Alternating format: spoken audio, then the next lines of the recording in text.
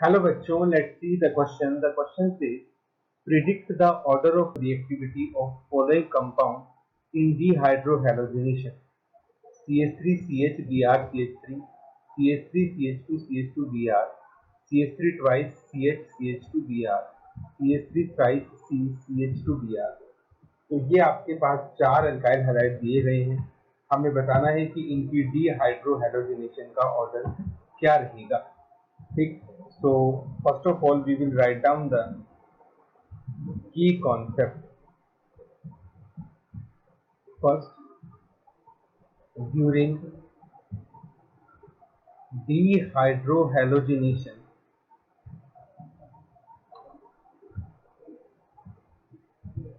of alkyl halide we get alkene as major product। ठीक है, हमें एल्कीन मिलती है as a major product. Now more stable is the alkene, more is the reactivity toward dehydrohalogenation।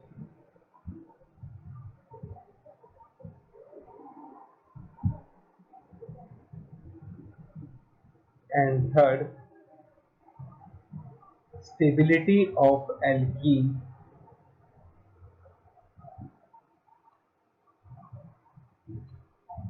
is decided by Satzap rule। ठीक है, Satzap rule के according stability decide होती है। It states more is the number of alpha hydrogen,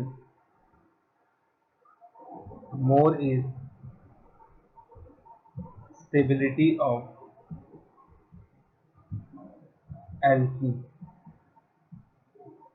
ठीक है, alkene में जितने ज्यादा अल्फा हाइड्रोजन होंगे उतनी ही एल्कीन की स्टेबिलिटी ज्यादा होगी, और जितनी एल्कीन की स्टेबिलिटी ज्यादा होगी उतना ही वो फास्ट देगी डीहाइड्रोहैलोजिनेशन। अब सबसे पहले हम अपना फर्स्ट वाला मॉलिक्यूल ले लेते हैं CH। सेकंड पोजीशन पे हमारे पास लगा है Br CH3। Dehydrohalogenation takes place in presence of alcoholic KOH। ठीक, तो जिस कार्बन से Br जुड़ा है वो कार्बन हो गया अल्फा और नेक्स्ट कार्बन हो गए बीटा।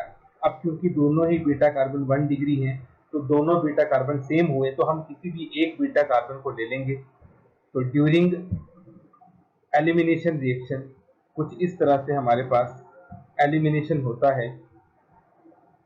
बीटा कार्बन से H निकलता है और अल्फा कार्बन से Br निकलता है और अल्फा बीटा कार्बन के बीच में लग जाता है डबल बॉन्ड। तो ये आपके पास एल्कीन बनेगी।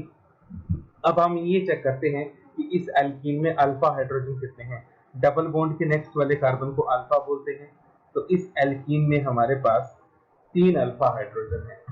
ठीक है, तो ये हमारे पास हो गया पहला स्ट्रक्चर। अब इसी तरह से हम बाकी मॉलिक्यूल्स को भी देखेंगे। Next we have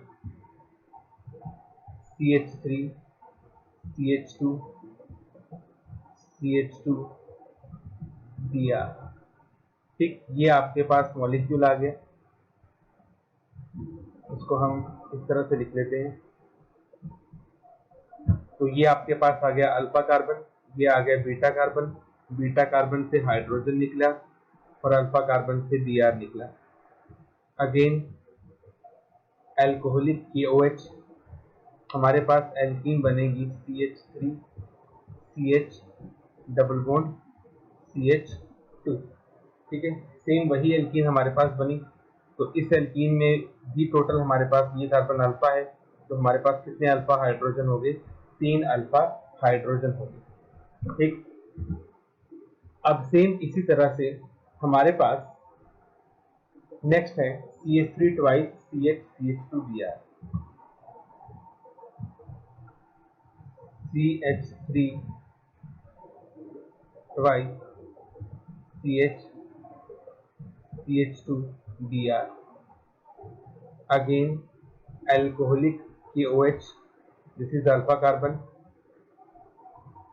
this is beta carbon, beta carbon से H निकला, अल्फा कार्बन से Br, we will get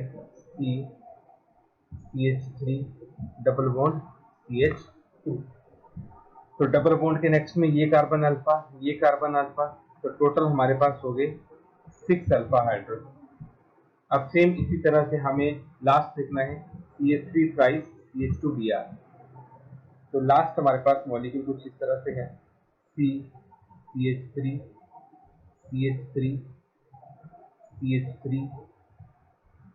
CH2Br, ठीक है। ये हमारे पास मॉलिक्यूल है। अब इस मॉलिक्यूल में हमारे पास ये कार्बन है अल्फा और ये कार्बन है बीटा, ठीक है। सो जैसे कि हम देख सकते हैं there is no beta hydrogen, hence this molecule do not undergo dehydrohalogenation, ठीक है। यहाँ पे हमारे पास dehydrohalogenation नहीं होगी क्योंकि ये जो मॉलिक्यूल है इस मॉलिक्यूल में बीटा हाइड्रोजन नहीं है। अगर बीटा हाइड्रोजन ही नहीं होगा तो फिर निकलेगा कैसे? तो अगर मैं इस मॉलिक्यूल को फर्स्ट मान लूँ, इस मॉलिक्यूल को सेकंड मान लूँ, इस मॉलिक्यूल को थर्ड मान लूँ और इस मॉलिक्यूल को फोर्थ मान लूँ, तो सबसे ज्यादा रिएक्टिविटी किसकी हुई? थर्ड की। देन फर्स्ट और सेकंड की रिएक्टिविटी इक्वल होगी और सबसे कम रिएक्टिविटी होगी फोर्थ की, ठीक है। तो ये आपके पास यहाँ पे फाइनली ऑर्डर बनेगा डीहाइड्रोहैलोजिनेशन का, ठीक। तो यही हमें क्वेश्चन में पूछा गया था। तो this is the final answer. Hope you understood it well. Best of luck.